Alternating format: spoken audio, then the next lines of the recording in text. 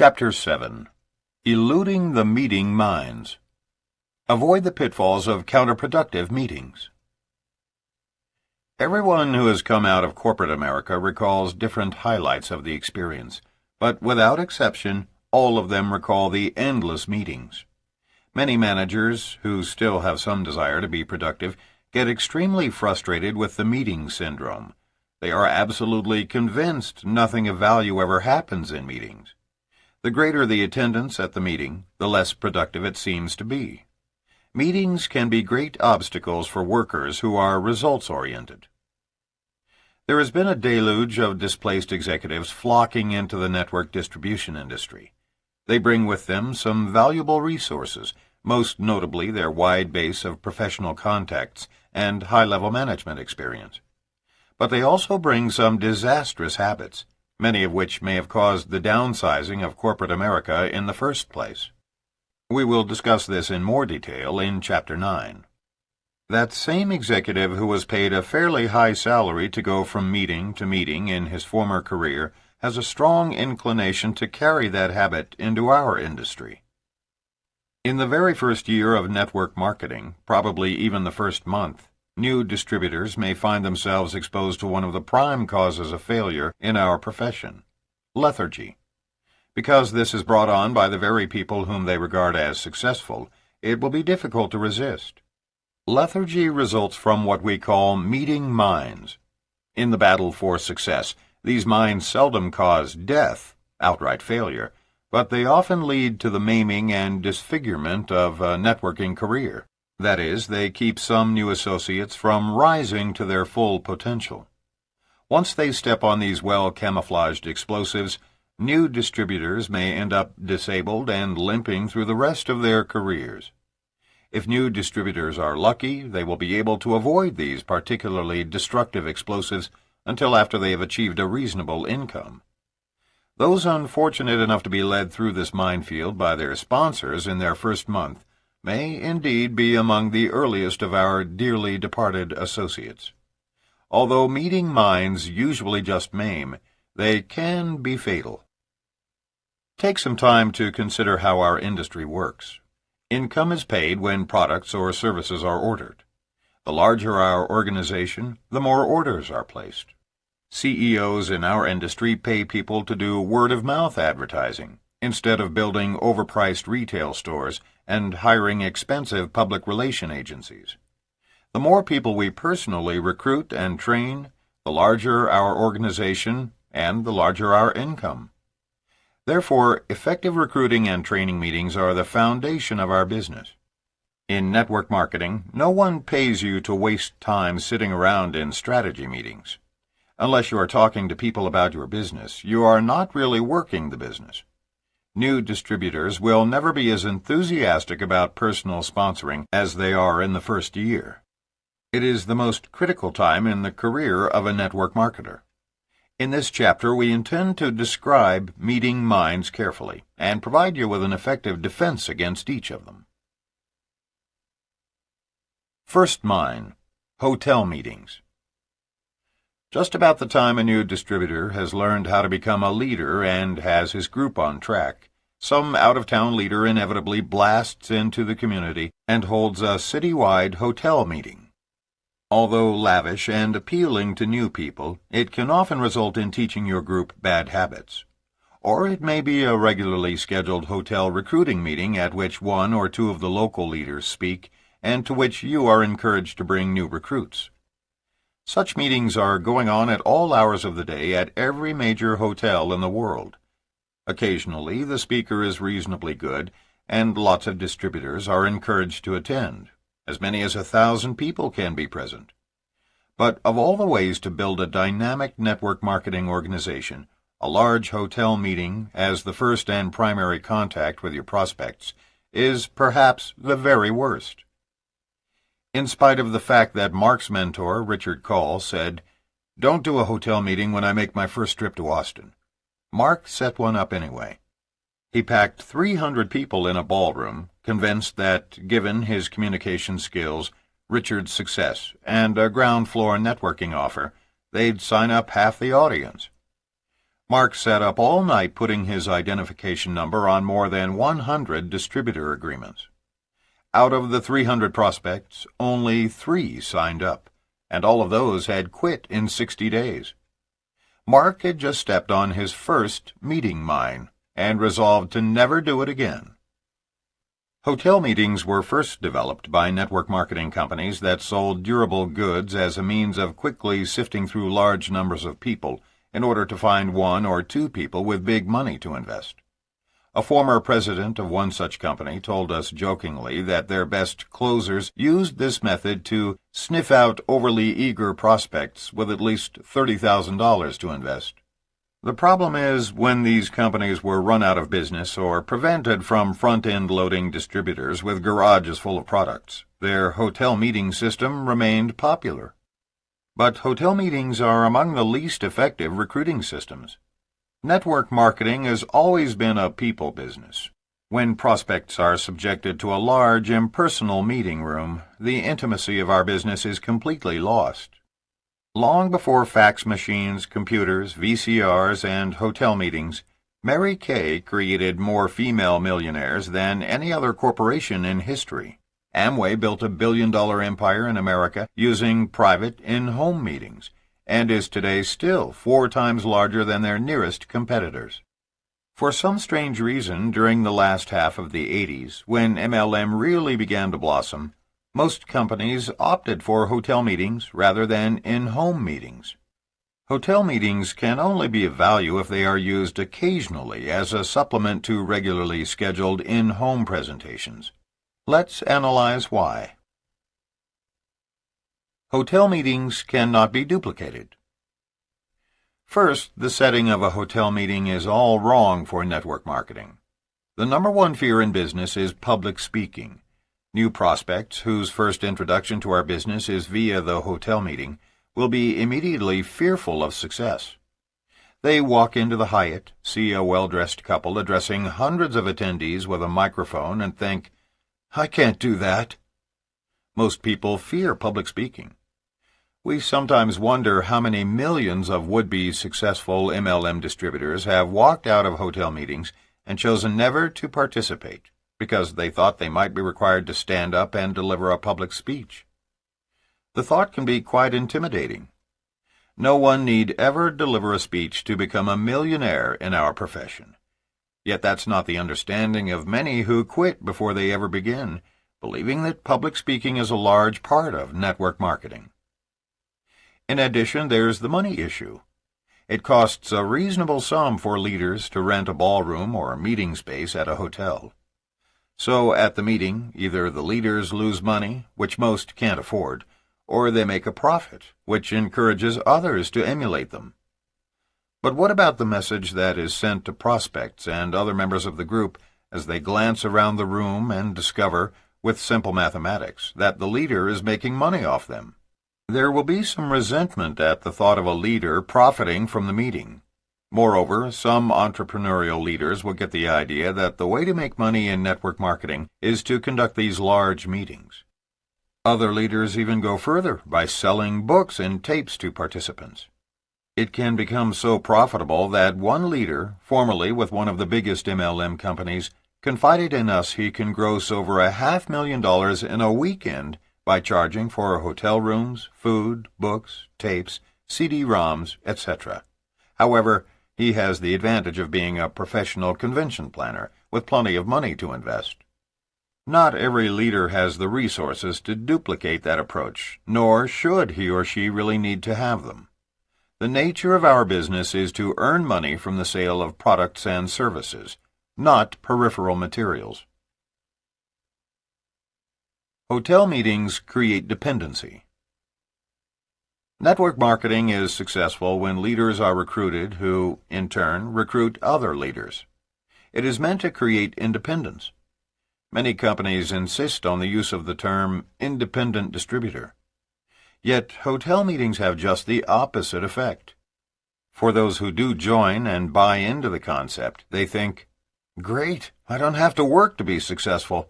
All I got to do is send my friends, family, and associates to the Hyatt each Thursday night, and these great speakers will do it all for me."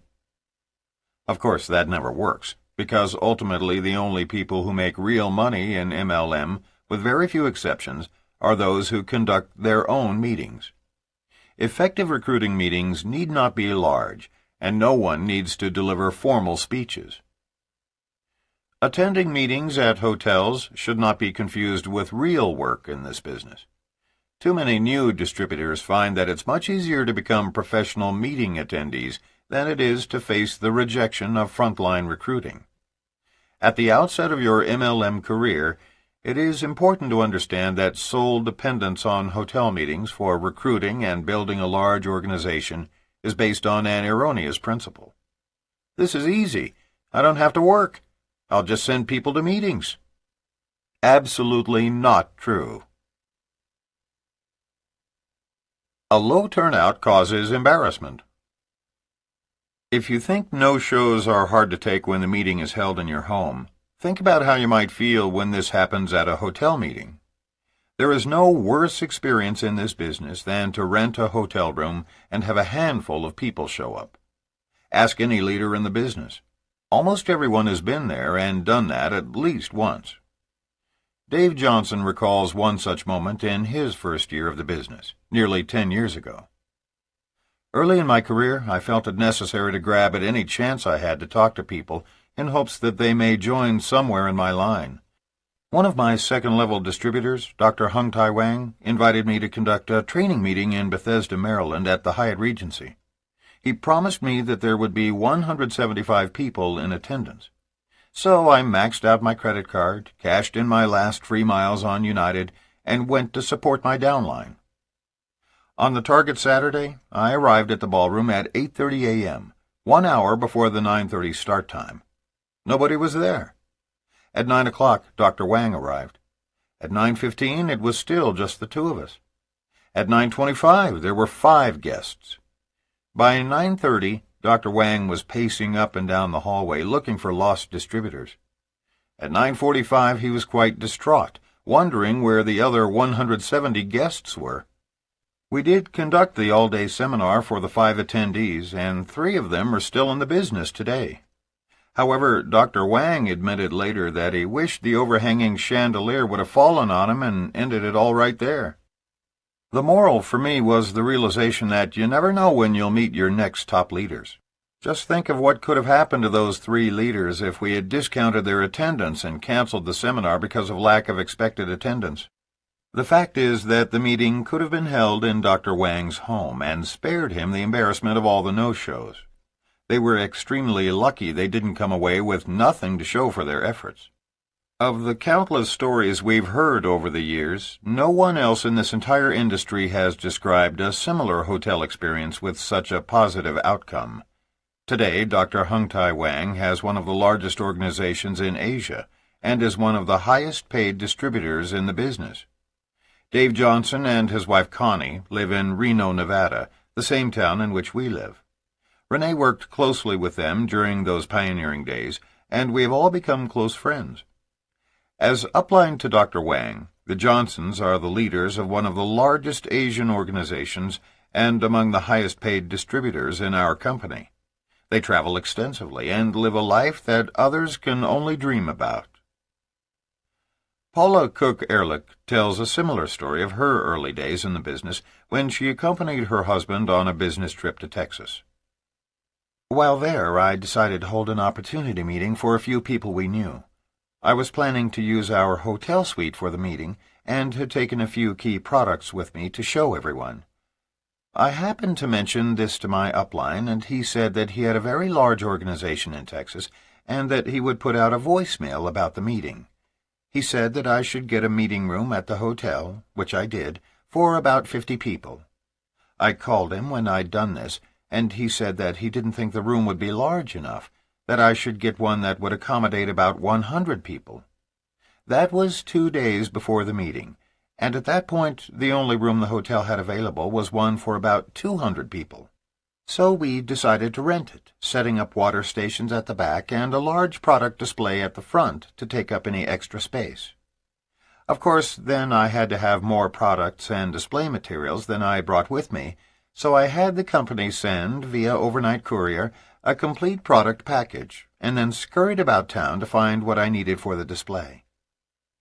When I reported back to my upline, he said he'd put the message out a couple of times on voicemail and that we should have a good crowd. He added that this would be great training for me. He was right. I just had no idea how costly the lesson would be. Well, the evening of the big event came, and we had the most beautiful product display and professional handouts on each chair, summarizing the business opportunity and products. 2 of my associates had come early to handle the registration desk. But only 15 minutes before we were scheduled to start, no one had shown up. At that point, we said to each other, "Wouldn't it be funny if no one came? Ha ha." Well, guess what? By our scheduled start time of 7:30 p.m., there were 4 people in the room, and they were 4 of the original 10 I had invited, in a room that would hold 200. We did sponsor those 4 guests, so it wasn't a total loss. Just a very expensive evening. They must have gotten a clear picture that the market wasn't saturated yet. My husband jokingly said that if there was any scam in this business, it was that my upline had a downline in Houston. We had a good laugh over it. When I got back to my room, there was a message from my upline asking me to call him and let him know how the meeting went. When I told him, he was horrified, and I will never forget his first question to me. "Are you going to quit?" To tell you the truth, it never even entered my mind to quit. When I told him, "No, of course not," he said that I had real character. If I wasn't planning to quit, then I would definitely make it in the business. As it turned out, there was a glitch in the voicemail system preventing anyone from hearing the announcements. My upline offered to pay for the room, which I declined, but we've had many laughs over it since. In the years that followed, I thought of that comment often when I really did feel like quitting. It kept me going. Today, 7 years later, Paula and her husband Mort are living on Miami Beach, having reached the very pinnacle of their company, drawing an income from an organization that stretches across more than 20 countries. They are living the lifestyle of which they've always dreamed, and still believe that anyone can do this business if they are willing to overcome the temporary setbacks along the way.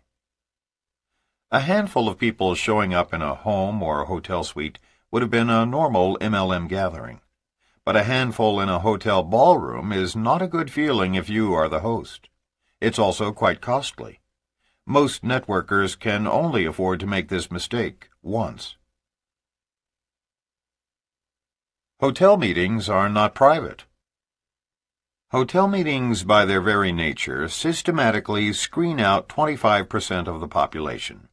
Just use a little common sense. Many doctors and accountants cannot afford to be seen by patients or clients at a hotel recruiting meeting for multi-level marketing. Many corporate leaders and company owners won't risk being seen in these meetings by their subordinates or customers. Teachers fear bumping into parents of their students, or, even worse, their principal. We once recruited a pediatric cardiologist who sat in our living room and said, "You know, my own sister tried to get me to attend one of her meetings when some great out-of-town leader was speaking in Austin, but I declined. How confident would the parents of a 5-year-old be if they bumped into their physician at an MLM recruiting meeting the night before he was to perform open-heart surgery on their child? The only reason I'm here now is because it's a private meeting." Remember, the first time a new prospect sees our business, the best possible setting is your living room, be it ever so humble. Hotel meetings do not exemplify freedom. We are always insisting to new prospects that freedom is our greatest reward.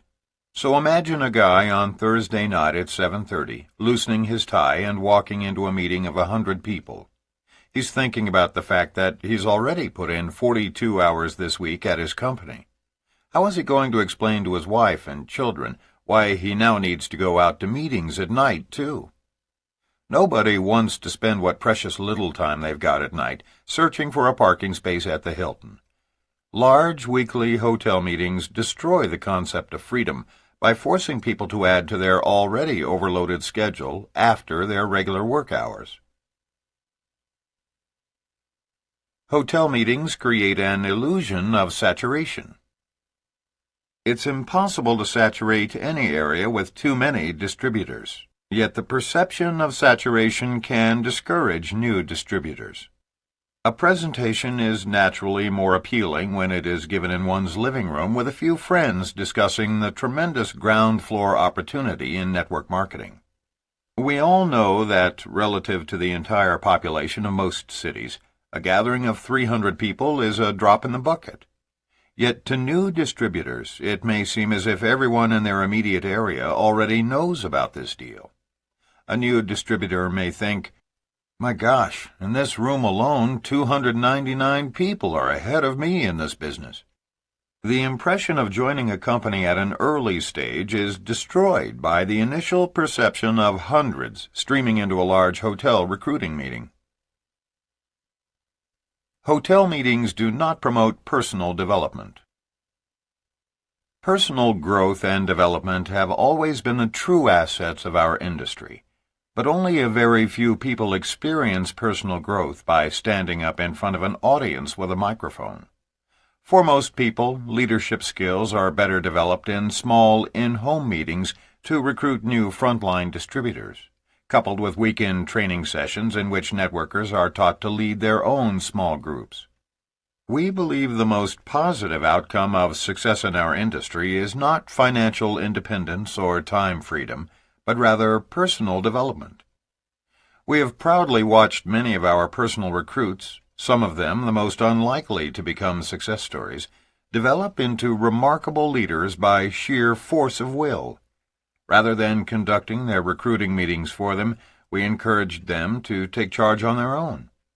And while some successful leaders are proud of the former doctors, lawyers, and corporate CEOs they've sponsored, we are exceptionally proud of our humble frontline recruits, a housekeeper, a student, and a police officer, all of whom have become millionaire legends in our industry. Along the way, we managed to recruit a few dynamic professionals like Terry and Tom Hill, but for the most part our highest percentage of successful frontline leaders were formerly ordinary wage-earning people. The message we want to convey at every meeting with every single prospect and distributor is a simple one. We are in a low-investment, low-overhead distribution business in which average people can achieve wealth and independence through hard work and the legitimate movement of products and services. Here's the message we don't want to convey. We are in a pyramid system in which those with public speaking skills who get in early can lead profitable weekly, monthly, and annual meetings by selling books and tapes and hosting motivation rallies. The latter message is the one being projected by those who insist on regular hotel meetings. Thus, the first meeting mine a new distributor is likely to encounter in the early battle for success is the frequent hotel extravaganza. Hotel meetings are not an effective tool in building a legitimate network, and they are not easily duplicated by the masses. Hotel meetings are a great way to bring your group together periodically on special occasions, like when upline leaders in your group come to town, or for a formal presentation of awards or a special recognition, or just for bonding. But most of your time should be spent in face-to-face prospecting or at home making calls and doing your own presentations. Second mine, the part-time adult daycare center. The second meeting mine actually occurs most often in the home. We call it the part-time adult daycare center. Generally, it's created by well-intentioned upline leaders who open their homes to any and all downline associates whenever they are not at work. New people and old feel they can drop by any time to pick up products or just have a cup of coffee and visit their upline. It's a bit of an ego boost for those who have never had many friends, and it's a wonderful way to improve one's social life.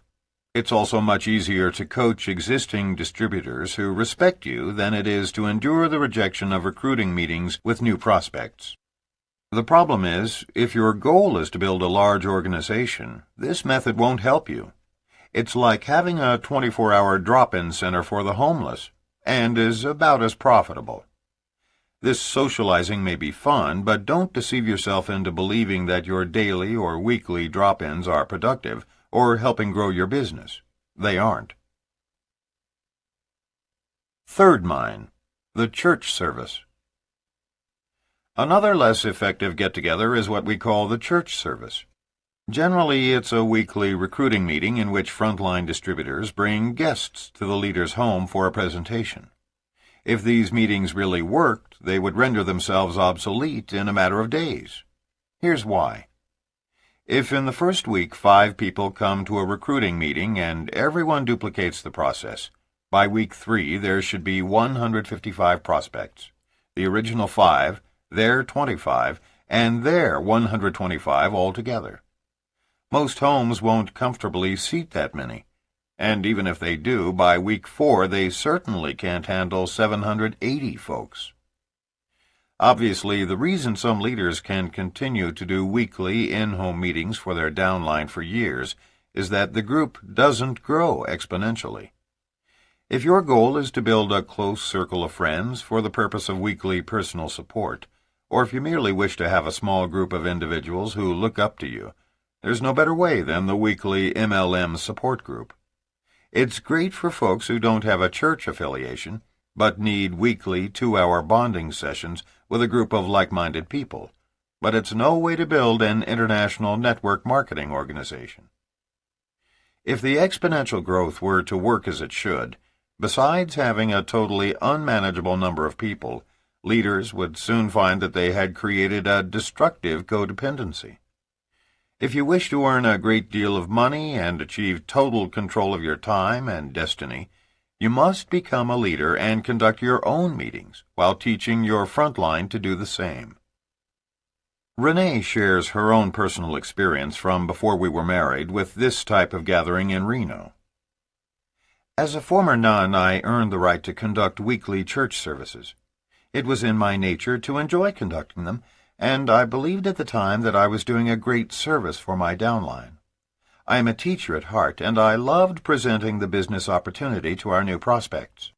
I was going to be holding them anyway for my own prospects. Why not do them for my distributors as well? Many of the more self-sufficient in my group did branch out with their own home meetings, but once a week on Tuesday evenings I had 30 to 40 people gathered together, both distributors and their prospects. As long as I continued leading them, many good things came from those meetings. New people joined us in the business, but it was the closeness and friendships that we built that I really treasured. At the end of 1991, Mark and I married. My life changed dramatically, including considerable travel with my husband to support his, now our, downline across the country. I gave up my weekly meetings, and almost overnight my Reno group disintegrated. Partly it was due to the fact that our company was experiencing the most severe media scrutiny in the history of network marketing, but mostly it was because I had made most everyone in the group dependent on me. When I closed the church doors, it shut down business for many of my associates. It was a hard but important lesson for me. If you are holding your own church service by choice, at the very least, continue to encourage the independence of every single person in your group along the way. It is important for their own personal growth and for the growth of everyone's business. Fourth mine, the deception meeting. The next meeting mine is called a lot of different names by a lot of different marketers. Some call it the dinner meeting because it usually involves friends who have been invited to a dinner party. Others call it the curiosity meeting because the approach used to get friends and associates to the house does not explain why they're invited, so the friends attend because they are curious to see what their hosts are up to. Actually, we call it the deception meeting because those of us who were ever invited to one still remember how angry we were at our friends for leading us on. In fact, many of us avoided network marketing for years because our only exposure to the industry involved this kind of trickery. Before you use this kind of meeting to snare recruits, be forewarned that it is not only ineffective, but it can lead to real resentment among friends. The deception meeting is based on a very serious misconception. Some distributors with companies that have been in business for over a decade are afraid to tell their friends the name of their company out of fear that a well-known name will lead them to believe that the market is already saturated with distributors and therefore won't be inclined to come to a presentation. This fear is erroneous for two reasons. First, the name of the company generally should not be mentioned when you are inviting people to a meeting anyway. Second, no business is ever saturated in any community. The fact that your friends may have already heard of your particular corporation doesn't mean they won't be interested. What is objectionable is being invited to a social event or an intimate dinner with friends that is really a recruitment meeting. Deception or curiosity meetings are in-home business presentations in which the prospects are led to believe that they are merely going to dinner at a friend's home. When guests arrive, they are usually introduced to others in attendance, who are sponsors of the host, and perhaps another 2 or 3 couples who are prospects. Once the dinner is over, a formal presentation is given to illustrate the logarithmic growth of MLM. That's when the guests realize they've been had. This kind of meeting is a fraud right from the start. Most people with any integrity will refuse to recruit their friends using such deception, and those who are persuaded to do so usually fail. Throughout our travels in America, Asia, and Europe, we have met countless individuals who have refused for many years to consider any involvement in our industry, because their initial exposure was based on a deception meeting. Fifth mine, the office meeting. Another kind of meeting mine is the office meeting. Even though he was warned by his upline mentor, Richard Call, to never get involved in the office process, Mark ignored him and yielded to the temptation in his 5th month. By then, he was earning enough money to be able to afford the office. Mark often tells the following story to MLM groups. I had become a big business man. I actually pronounce it business because it's such a joke. Big businessmen are important guys. We usually drive a Mercedes, wear $2,000 designer sport coats, flash a Rolex on our wrist, and carry a platinum American Express card. Above all else, we need a fancy office and high overhead expenses to prove our worth. In all seriousness, the very things we attempt to escape by entering network marketing are frequently the things our egos dictate we must have once we're successful. When I started earning over $15,000 a month, I decided, against my mentor's protests, that I needed to move my network marketing business to an office location. After all, with that kind of income, I felt it was time to begin conducting meetings in an environment where I had my own desk, secretary, fax machine, and conference room. So I found a beautiful space in the nicest office complex in Austin, Texas, and signed a 6-month lease. Then I hired a part-time secretary to take all my important calls, and poof, I was a big businessman. Guess what happened? First, my closing ratio declined by almost 50%. Not only that, but I had a significant increase in no-shows to my presentations. What telephone calls I did take were people complaining about the attitude problems and general incompetence of my secretary.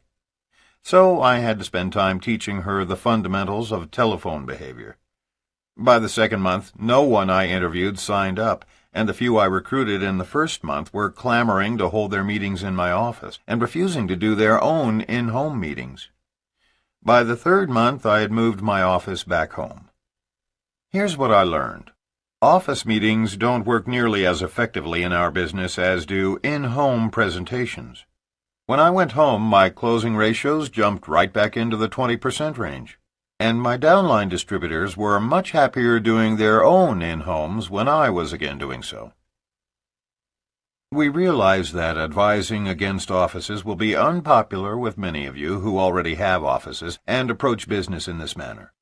But our objective isn't to have you love us. Our goal is to get you to the same kind of income we are earning without unnecessary costly overhead. However, if you choose to keep an office, at least do so knowing all the facts. First, renting an office cannot be duplicated by most people because of cost. Second, an office creates unnecessary overhead. Third, office meetings do not exemplify the freedom that you should enjoy as a network marketer. Office meetings cannot be duplicated. Most people have jobs rather than private offices and therefore do not have the slightest idea how to manage them. This causes havoc and unnecessary stress, which can impede one's productivity. Most people are too busy just learning the basics of MLM to have time to deal with running an office. In addition, not many people can afford an office. Neither of us could have afforded an office in our first few months in business, and therefore would have never signed up had we been recruited in an office setting.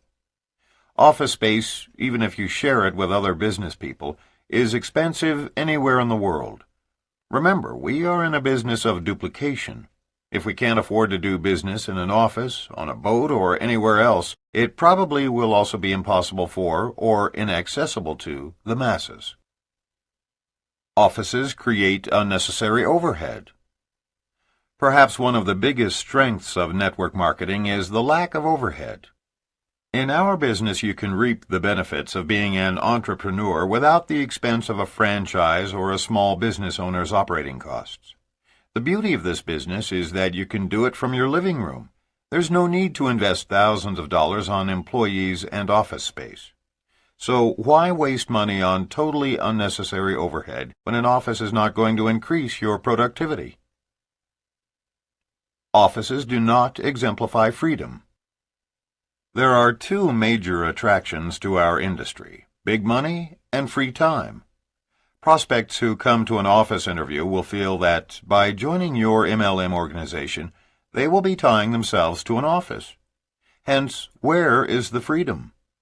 If they duplicate your system, soon they will not only be fighting traffic during their commute, but will feel compelled to spend much of their time there. What's worse, their leaders will imitate the process. They will feel that their presentations, too, should be held in such a professional setting. By leasing an office, you will be implementing a trend in your downline that contradicts the essence of this industry, giving ordinary people the chance to enjoy freedom outside of the traditional business site. We have people in our downline who have succeeded through both hotel and office meetings, but none of them are earning half as much as we are. Regardless of how much you make, we encourage you, as we encourage them, to make your decisions based on what you want out of your business. Some distributors and some foreign cultures simply prefer the group office environment for motivational and social support. We understand these preferences and accept the fact that network marketers are their own bosses. But nothing is going to prevent us from advocating to every distributor in every country the systems that made us millions. Our intent is to give you all the facts so that you can make intelligent decisions for yourself while establishing your network marketing business. Sixth mine, the bar or restaurant meeting. Another hazardous situation can be found in the bar or restaurant meeting. Recruiters can't expect to be successful by conducting their meetings in public places where there's no access to a VCR, no blackboard or dry erase whiteboard, and lots of distractions. You know, little distractions like a gang of drunken office workers singing songs, or a sporting event blaring over multiple television sets. One of the most popular network marketing books, written a couple of decades ago during our industry's infancy, asserted that anyone could become wealthy by doing presentations on a bar napkin. But that's a lot of bunk. Trust us. There's nothing at all effective or professional about doing business in a restaurant or a bar, unless the bar has a bulletin board-sized napkin, a VCR for your personal use, and doesn't play music, sell alcohol, or entertain customers. The secret of network marketing is to introduce as many new people as possible to our business opportunity. The method you use to sponsor your prospects should be one that can be easily duplicated and, in turn, used effectively with their prospects. It takes a lot of focus to do this right. Given the choice, your best chance for success is by hosting a small group meeting in your home, where you have total control of the environment. Seventh mine, the other guy's place. Another serious hazard is conducting your first recruiting meeting at the other guy's place. If possible, try to avoid recruiting at any prospect's home or office. It is ineffective in the same way a bar or restaurant is ineffective. Distractions. What's worse, you have zero control of the interview. A friend of your prospect happens to drop by, or the phone rings and, poof, you've lost the continuity of your presentation. The child of the prospect runs into the living room crying with a scraped knee, and you've temporarily lost your prospect's attention. Some people looking at our business have even been known to create distractions on purpose once they know we're coming to their home. One prospect we attempted to recruit in his own home actually invited 2 friends over who had failed at other MLM ventures in order to distract us and give him good reasons to ignore the ideas we conveyed in our meeting. It is time-consuming to drive across town to someone else's home or office. Also, why bother with a one-on-one meeting when you could be doing a small group interview, perhaps accomplishing 4 to 8 times the results? But sometimes, if prospects cannot be approached in any other way, meeting at their place is better than not showing them your business opportunity at all. Mark showed the business to Dennis Clifton at his home, and that was definitely a trip worth making. But whenever possible, strive to get the prospect into your own home presentations, which allows you to have the control necessary to have an effective meeting. And if won over, the prospect is much more likely to duplicate the process correctly. Eighth mine, technology. Even though new technological methods will become available in the future, those distributors who remain faithful to a simple recruiting system will prosper dramatically. Remember, if everyone can't easily duplicate your system, it won't lead to success.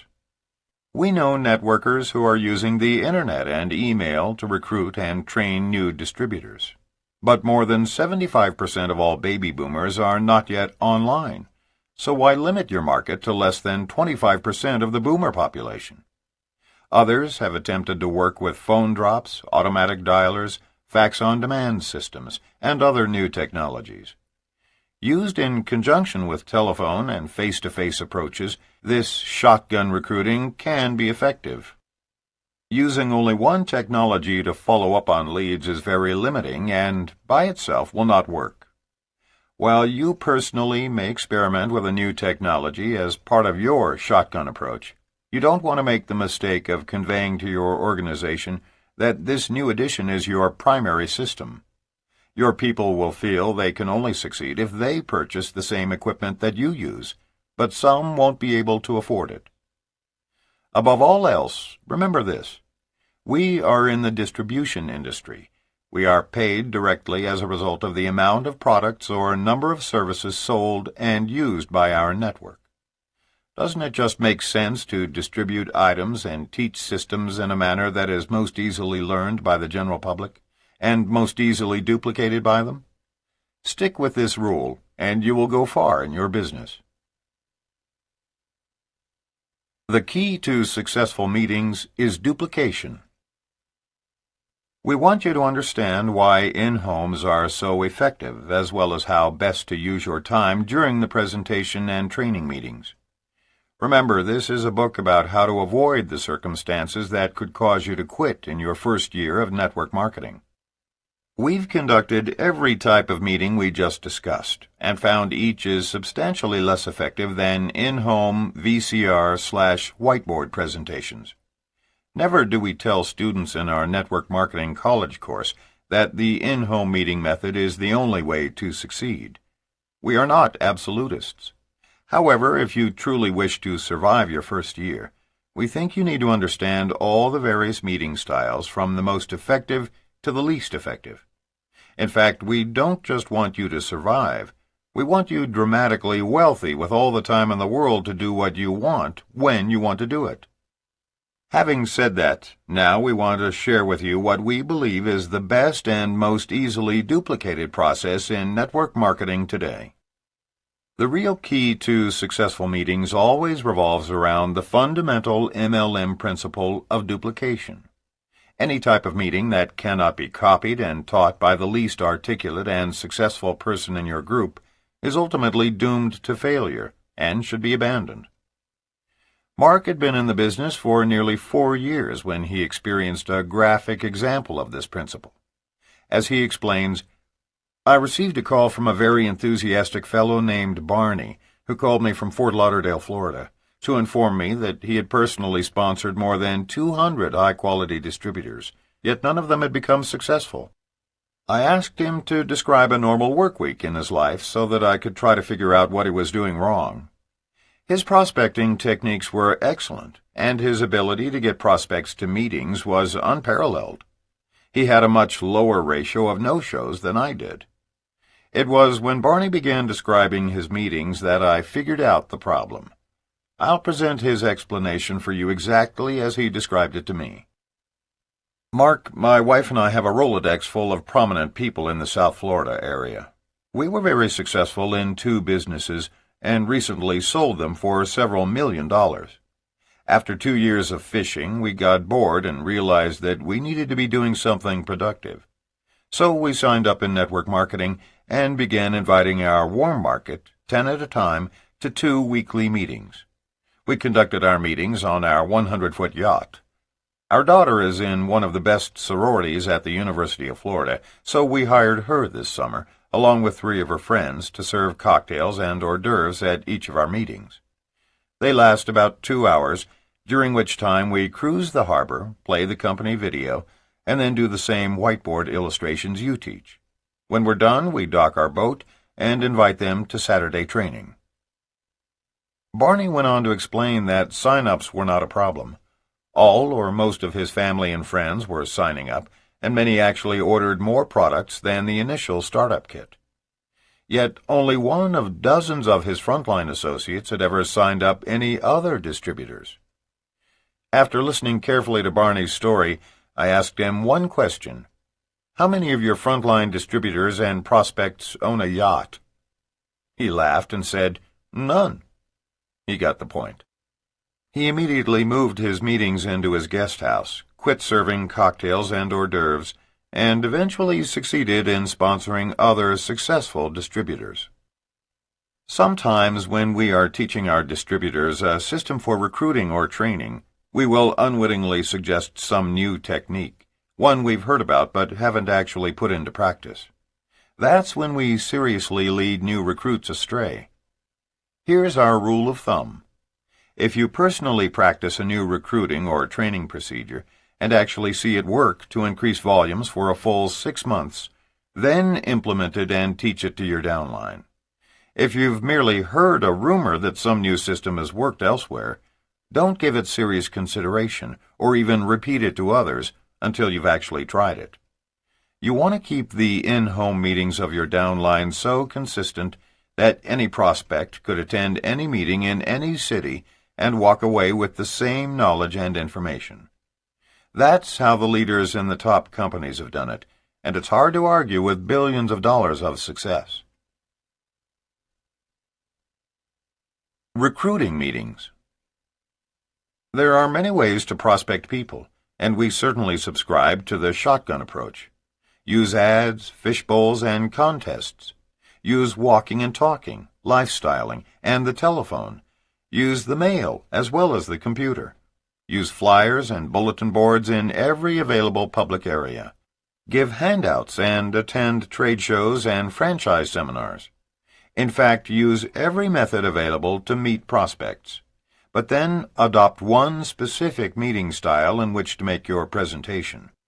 And don't change systems, especially during your first 2 years. The best meeting is the one in which every single detail, from location to closing comments, is easy to teach and emulate. Steve Sledge recalls doing presentations in his den with a room full of people and how his family handled his need for privacy. "I asked my wife and kids not to interrupt my meetings. The problem was that when they were away from our home and returned to find me in the middle of a presentation, there was no way they could come in without passing through our den. So they became creative, removing the large screen in the master bathroom and climbing through the window. Time and again I saw my family laughing, smiling, and waving to me as they made their way into our home. All the while the prospects were oblivious to what was taking place behind them. Those are the fun moments on which we all look back, remembering how we built global international businesses right out of our homes. Begin recruiting in your own city. Ken Pontius, one of America's MLM legends and a dear friend, explains the importance of starting to build your business at home in your own city during your first year. The money, skills, and knowledge it takes to sponsor long-distance distributors can be debilitating for novices. Sometimes when I remember the comedy of errors that comprised my first year in MLM, it's hard to fathom that through perseverance, my wife Shirley and I now earn millions each year. I sponsored people who had no business being in our profession, nor did they even want to be involved. I just pushed and pushed with the tenacity of a bulldog, never considering for a moment that people need self-motivation to succeed in life. I sponsored people who lived in other states before I had the money or the knowledge to support them. For some reason, doing business at home, in my own city, just didn't occur to me initially. I drove miles to do meetings only to be stood up. In one case, I drove 221 miles to conduct a presentation for a minister in Missouri, who promised that he had a hotel meeting already booked and filled to capacity. One sweet little lady showed up thinking it was a square dance. She do-si-doed right on out.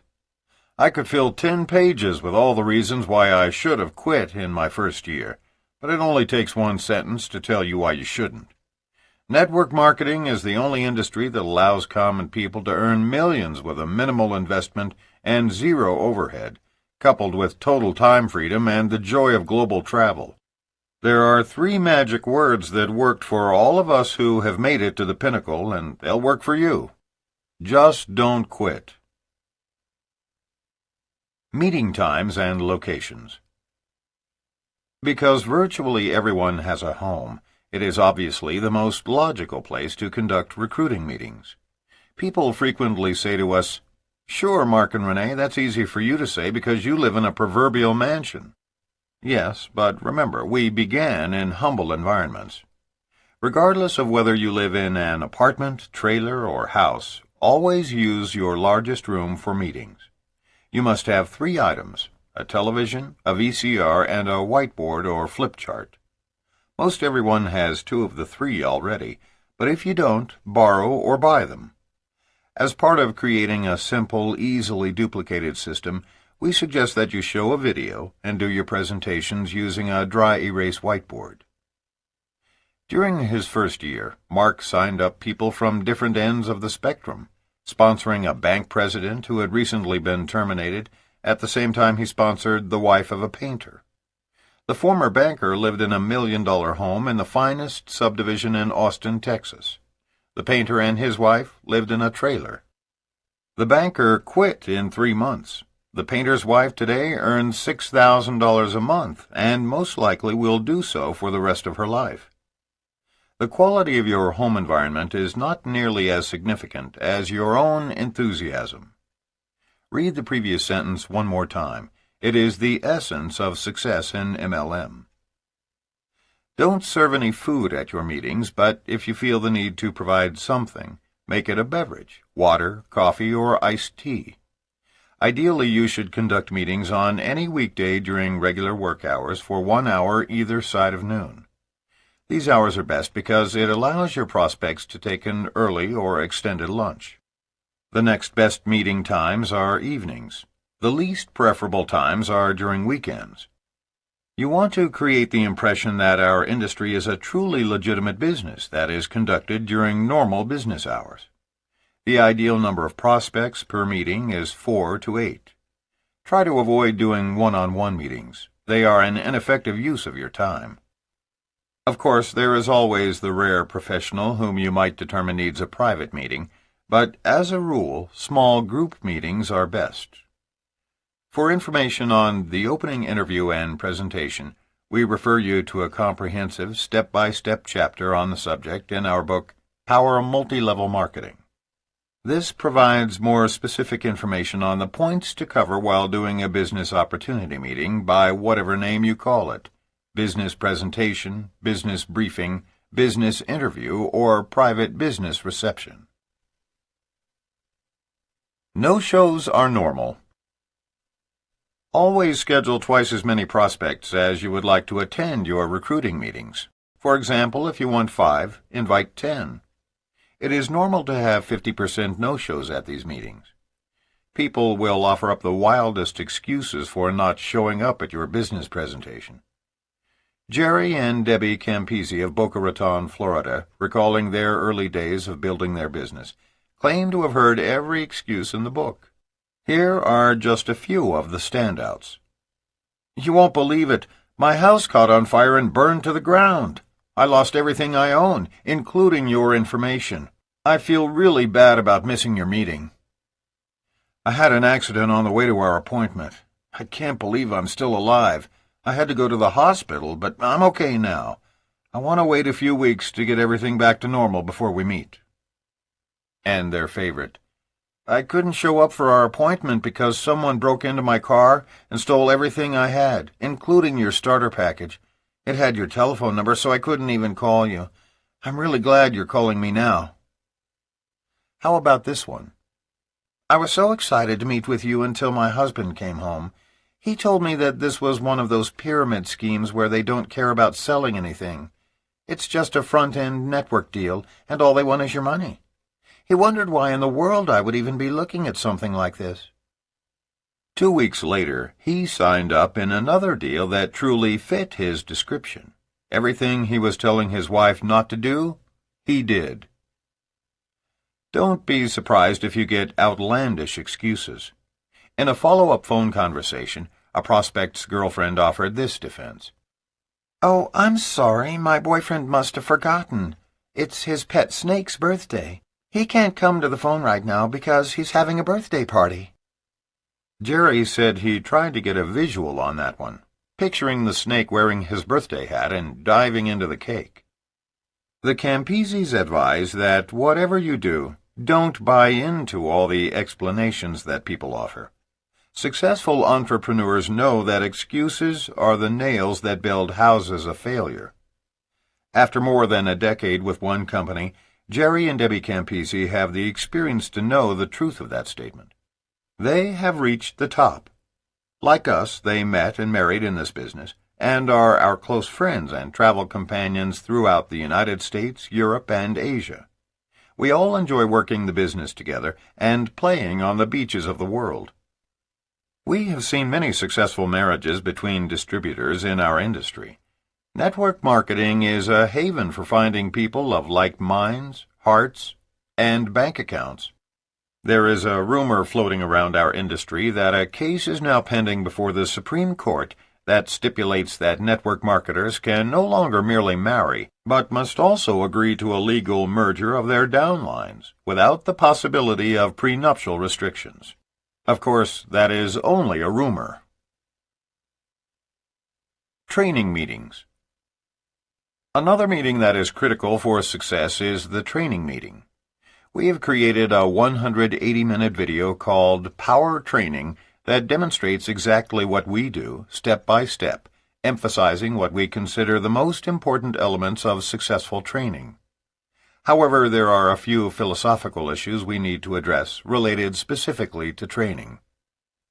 According to some studies, an individual with above-average intelligence retains approximately 15% of new material taught in the first hour of a meeting, approximately 10% in the second hour, and beyond that, less than 3%. We are convinced that providing a laundry list of facts and ideas in the first training session, or for that matter in any training session, is not only unnecessary, but a foolish waste of time. Why attempt to teach people important material when it has been scientifically proven that many of those folks are going to forget most of what you will present? Our entire training system is designed in such a way as to change subject matter every 50 minutes. That's based on the solid fact that the human attention span cannot remain focused on one subject matter for more than an hour without becoming saturated. Then the mind must rest before devouring a new subject. We've met distributors who conduct weekend marathon training sessions. Some leaders actually have bragged about the fact that their training is so intense and comprehensive that it takes as long as 8 hours to complete. Sorry, folks, that's insane. The subject matter of training meetings. As the first step in training, we teach people to create 2 separate training modules of 50 minutes each on a Saturday morning from 10 o'clock a.m. until noon. We suggest that the first hour be a demonstration of how to complete and how to teach others to complete any application forms, distributor agreements, product orders, and other paperwork. This is the time to show them the products included in your starter package, how to use them, and how to build a base of 10 customers. Introduce corporate literature as well as any brochures or magazine reprints that you want your downline to use. That process usually takes up the first module. The second half of the meeting should cover goal setting with a brief explanation of the compensation plan, how to build their 2,000-person warm list, and how to focus on the importance of the relationship when approaching family and friends about this incredible opportunity. At the end of the 2 hours, make 4 assignments to your new associates. 1. Go home and use the products in the starter package. 2. Find 10 solid customers among your close circle of family and friends. 3. Set your goals in writing using the material provided. And 4. Using the memory jogger provided, begin to create your warm list. Remember, those who are serious about their 2,000-person warm list and get their 10 customers are usually the ones who succeed. During their training, remind your new associates that even though today they are the students, next week they will be the teachers. This system is so simple to duplicate that they should feel at ease training their own new distributors the following week, doing nothing more than what you have just done with them. Stress the importance of using your system without deviation. Unless you can reduce your training system to 1 page, it's too complicated. That may seem like a preposterous notion, but it works. We use a 1-page training format to get our new associates started, a 25-page Getting Started manual at training, and a comprehensive encyclopedia of network marketing for serious business builders. But guess which one we fax first to out-of-town distributors who want to learn our system? The 1-page training format. And when we do, the unspoken objection we have to overcome in the minds of most prospects is, "This is too simple. It sounds too good to be true." We tell everyone that the system is simple, but the work is not easy. Ours is the most wonderful profession in the world because it makes the most sense. People shouldn't have to spend countless hours in a classroom learning complicated business models from an academic who usually doesn't even practice in the business world. People learn the most while in a participatory role, making errors, yet learning from each one. With new distributors, our objective should always be to quickly cut the umbilical cord and demand of them leadership and hard work, at whatever pace they choose to do the business. The sooner new distributors become self-reliant and follow a simple success formula, the better. And we must constantly be reprogramming our prospects for success by pointing out how simple and easily duplicated our system truly is. Because if we don't, most people will walk away thinking, "Nobody can earn this kind of money sitting in their living room showing a video." But we did, and so did Mark's housekeeper. And with a simple, proven, easily duplicated strategy, so can everyone else who has a home, a television, and VCR. Keep training meetings simple and limit them to 2 hours, tops. Now, what about the trainees who go home, try the products, write out their goals, start putting together a warm list of several hundred people, find 10 customers, and call you back ready to go? Those are the individuals, the ones you've been praying to meet, whom you bring in for a personal one-on-one strategy session. This is the moment when our profession changes from sifting through the numbers to forging strong business relationships. In this personal training session, you help lay out an action plan suited for each new associate. Discuss how to select and approach those with whom they would like to create lifetime business partnerships, and schedule a specific day for you to help with their first presentations. This second training meeting should take 1 to 2 hours and include specific techniques for contacting their top 25 people, sharing an audiovisual package that introduces them to our business, and setting appointments to meet with those interested, since that is what they are going to be doing next with their warm list. Product training is not necessary. You might notice that there's something conspicuously absent from our discussion of the training meetings. Those of you who represent a company with specific products probably are wondering why we've left out detailed product training. Our reason is this: it is totally unnecessary. Those individuals who feel a burning desire to learn about the ingredients in their personal care products, vitamins, pet food, or other consumable items should do so on their own time, both by usage and personal study. But be forewarned, distributors who are product experts seldom become the successful builders of huge international organizations. One of the significant facts which surfaced as we interviewed America's best distributors during the research for our last book was that not one placed their emphasis on teaching intricate details about products or services. Not one.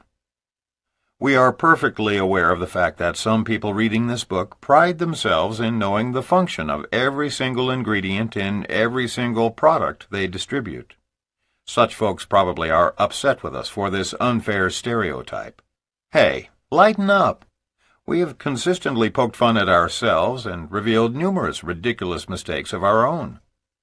The truth is this: in our profession, those who truly wish to recruit dozens of frontline leaders over the years and build a really powerful international organization must focus on educating the multitudes about how to achieve wealth and independence.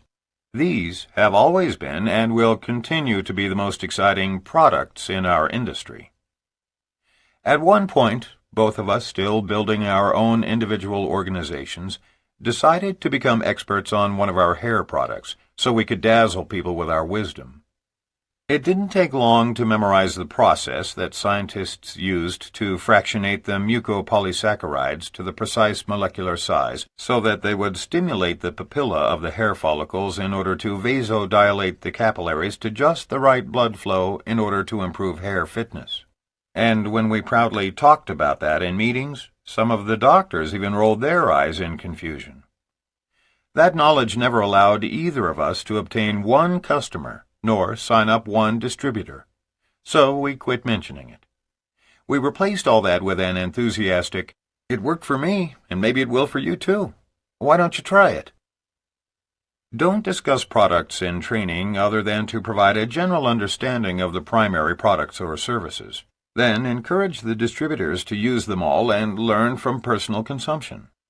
Network marketing is about sharing products and services with family and friends based on your own personal excitement with the results. It is not an industry based on your wisdom of the intricate details of how the products work. Remember the example of telling your friends about a recent movie you've seen or a restaurant you've discovered. The products you distribute through MLM are no different. The 8 meeting minds presented here are the obstacles to avoid in year 1. There are certainly others, but these are the most damaging. Numerous would-be successful distributors have unwittingly failed as a direct result of hotel, office, and other public presentations. Remember, you are a professional in a major global enterprise. There is no greater favor you can do for your new partners than to expose them to a legitimate prospecting package and recruiting meeting for your company. So, above all else, keep control of the situation. Meetings, whether for recruiting or training purposes, should be kept short, simple, and easily duplicated. Do them in a private setting, preferably in your home, and attend larger gatherings only periodically as you and your group feel the need for bonding, acknowledgement, or remotivation. You dictate the time and place of the meeting. You control everything about the first business presentation. And even more important, you control how your newest associates are trained. If you've been through training once and it was done right, you can teach it too. Maintain the attitude that you are offering your prospects an appointment with destiny. What other professionals can look a man or woman in the eye and tell them truthfully that it is possible to earn $20,000, $30,000, even $50,000 a month and more in less than half a decade, while enjoying total personal freedom? No one can but those of us in network marketing. New distributors should avoid all the meeting minds like the plague, and utilize only those group meetings that offer an occasional means of bonding with other distributors and positive reinforcement to the system your group is using. Be proud of the industry you represent, and don't be afraid to conduct your own meetings. Summary. Attending unnecessary meetings can become the stumbling blocks that lead to your demise in our industry. Large hotel meetings don't work unless used periodically as a supplement to regularly scheduled in-home presentations. Weekly hotel meetings are ineffective and not easily duplicated because they are expensive, create codependency, can be embarrassing because of no-shows, are not private, do not exemplify freedom, often create the illusion of saturation, and do not encourage personal development. Occasional hotel meetings are best used to bring the group together to hear an upline leader, provide awards, offer recognition, and create bonding. Most of your time should be invested in face-to-face prospecting, telephone calls, and in-home presentations. The church service, a regularly scheduled recruiting meeting in which frontline distributors are taught to bring guests to the leader's home, where he or she then does presentations for everyone, can lead to disaster if continued long-term by creating codependency. A deception meeting is a dinner party to which friends are invited, believing it to be a social gathering, only to find out that they are there for a briefing about network marketing. It's proper to create curiosity about network marketing when inviting people to your home for a business presentation, but it's never proper to deceive them about your intentions. It is not wise to use an office outside the home because, 1, it cannot be duplicated for most people. 2, it creates unnecessary overhead. 3, it does not exemplify the freedom that you should enjoy as a network marketer. No one can expect to be successful by conducting recruiting meetings in any public place, such as a bar or restaurant, where there's no access to a VCR, no whiteboard, and a great many distractions. When possible, avoid conducting meetings at your prospect's home or office because you have no control over the circumstances.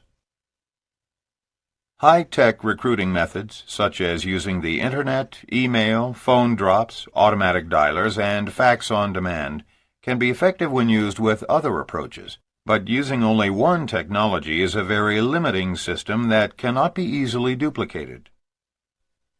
Successful meetings revolve around the fundamental MLM principle of duplication. Any meeting that cannot be replicated by the least articulate and successful person in your downline is ultimately doomed to failure. When beginning your business, start by recruiting in your own city. When doing a recruiting meeting, the quality of your environment is a fraction as significant as your enthusiasm. Convey the impression that network marketing is a truly legitimate business conducted during normal business hours. Expect about 50% of the people you invite to meetings will not attend, even after promising to do so. As the first step in training, we recommend that you set aside 2 hours each week on Saturday mornings to teach a small group of your newest distributors the basics of how to do our business. Following the first step training, set up a one-on-one personal strategy session with any frontline associate who completes your assignments. Product details should not be a significant part of your training because networking is a business of sharing of products with family and friends based on personal excitement and results, not based on a technical knowledge of ingredients or services. Meetings, whether for recruiting or training purposes, should be kept short, simple, and easily duplicated.